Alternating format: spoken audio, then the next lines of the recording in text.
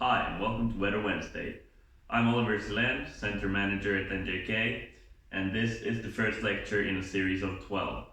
We'll also be having a series called Technique/Tactics Tuesday, which will also consist of 12 lectures coming out every second Tuesday. So, today for the first lecture, we're going to be talking about forecasts and how to read them. So for a sailor, it's obviously very, very important to know what kind of weather we can expect during the day when we're out sailing.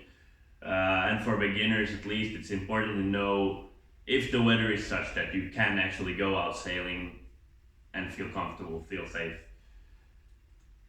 So we have a bunch of different forecasts that we can look at. They all look quite different, but they all tell pretty much the same things. So here are a few examples of different kinds of forecasts you can look at. Here we have a very simple one. It just shows you how much wind there is, and there are the mean wind and then the gusts. And then you can see the wind direction, you can see some temperature, maybe how much cloud coverage there is. Then we have one that is kind of a hybrid model between a pressure map and a basic wind forecast. So this is from FMI.fi, so it's the Finnish Meteorological Institute. It's up to you which one you want to look at. If you like this most, or this one, or something else. And this one is from windy.com. It's got these really, really nice animations so you can see where the wind is and how much wind there is, how it's bending around the islands or shorelines. It's really nice to look at.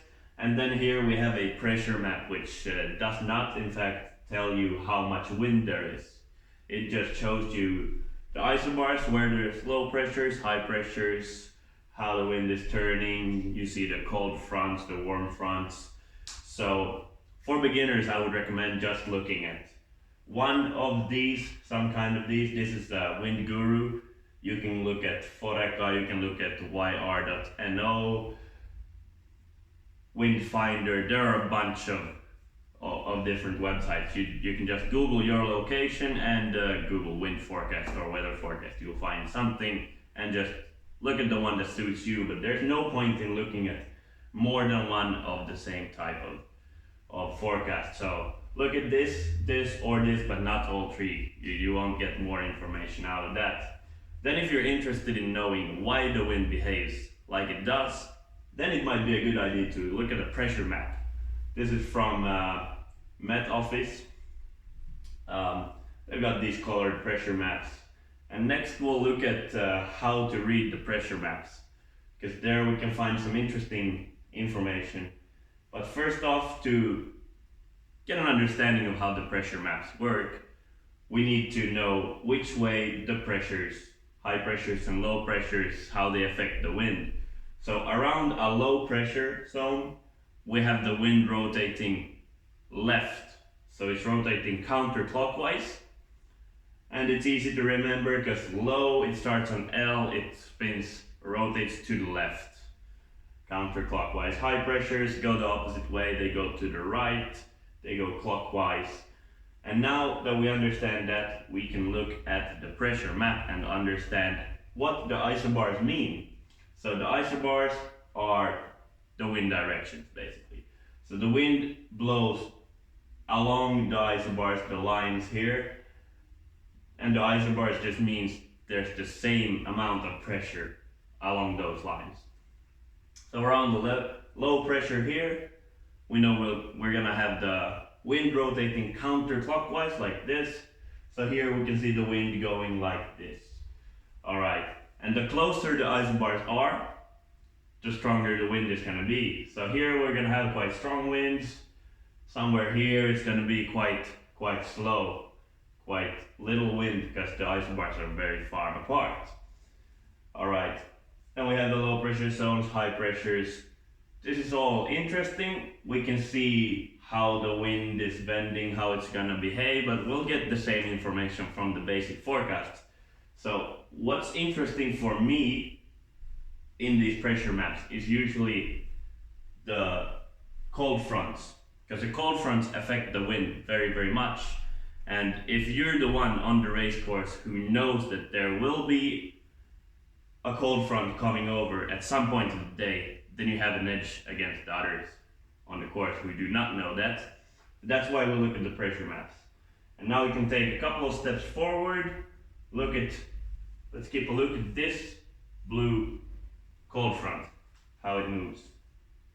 So we can see that it moves over the south of France and Spain here.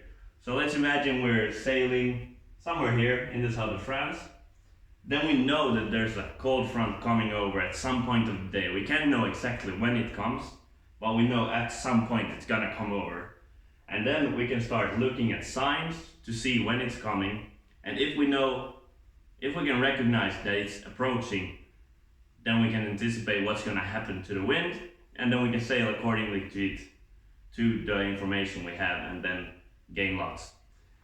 But for that, we obviously need to know how cold fronts work, how they affect the wind, and that is what we'll talk about in the next lecture. Alright, then we have still something about the weather forecast. This is not a forecast, this is the current weather, the current situation. Most places have some kind of weather stations from where you can get a report. So you get a weather report for the current weather, so we can see the mean wind, the wind gusts, quite strong winds in this case, and then we see the temperature, humidity, wind direction, all kinds of good stuff. This is from FMI.fi again, the Finnish Meteorological Institute, and this is just a few kilometers outside of Helsinki city center.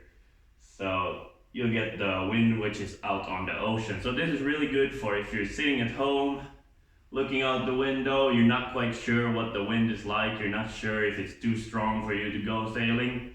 And then you can just pull this up, look at the wind. Okay, there's 11 meters per second, so more than 20 knots of mean wind, even stronger gusts. Maybe it's a bit too heavy for me, there's no need for you even to maybe go down to the harbor and look at the weather, if that's what you're contemplating. Then if it's lower, you can see, okay, it's safe to go, I can go. You don't have to waste any time. Of course, it's not always gonna be quite this wind. This is a bit out to the ocean, inside, close to NJK's harbor. It's usually a little bit less wind. But this is really nice.